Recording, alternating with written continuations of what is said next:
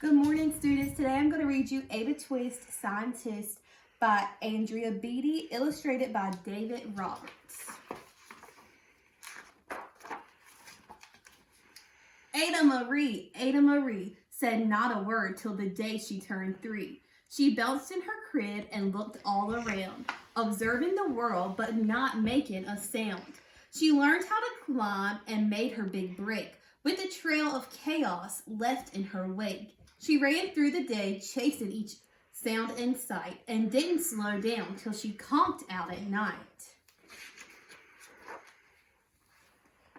Her parents were frazzled, but tried not to freak, as Ada grew bigger and still did not speak. Clearly, young Ada, with lots in her head, would have something to say when it ought to be said.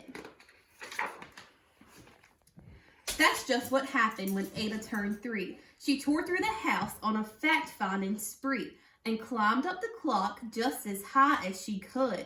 Her parents yelled, "Stop!" as all good parents would. Ada's chin quivered, but she did not cry. She took a deep breath and she simply asked, "Why?"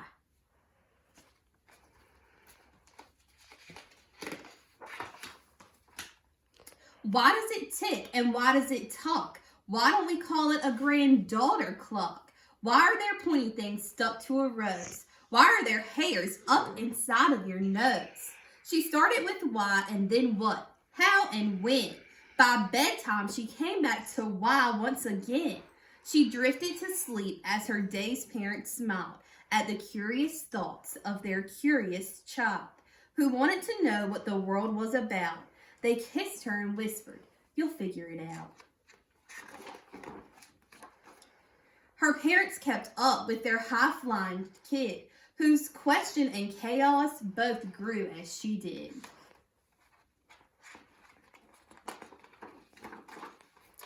Even Miss Greer found her hands were quite full when young Ada's chaos wreaked havoc at school.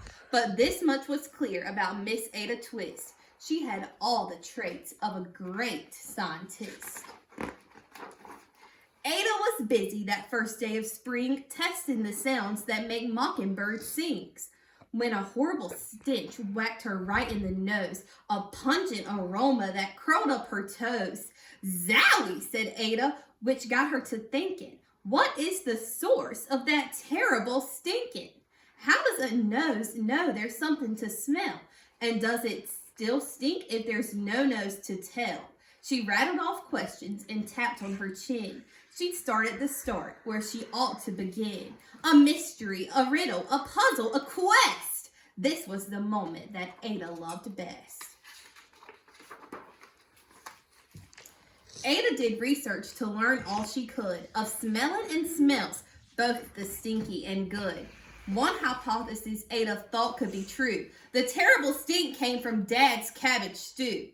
She tested and tested, but soon Ada knew it was time to come up with hypothesis number 2. Then, zowie, the stink struck again just like that. Hypothesis 2 is caused by the cat. The cat couldn't make such a stink on its own. It needed perfume and some fancy cologne. So young Ada tested. The test was a flop.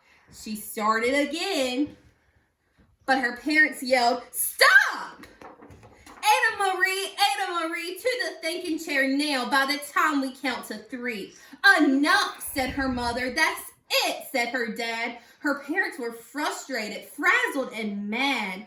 "Why?" Ada questioned. Her mother said, "No." "What?" Ada queried. Her father said, "Go. You've ruined our supper. You've made the cat stink. Enough with your questions. Now sit there and think." She looked at her parents. Her heart turned to goo. Poor Ada Twist didn't know what to do. She sat all alone by herself in the hall, and Ada once more could say nothing at all. And so Ada sat and she sat and she sat, and she thought about science and Stu and the cat, and how her experiments made such a big mess. Does it have to be so? Is that part of success?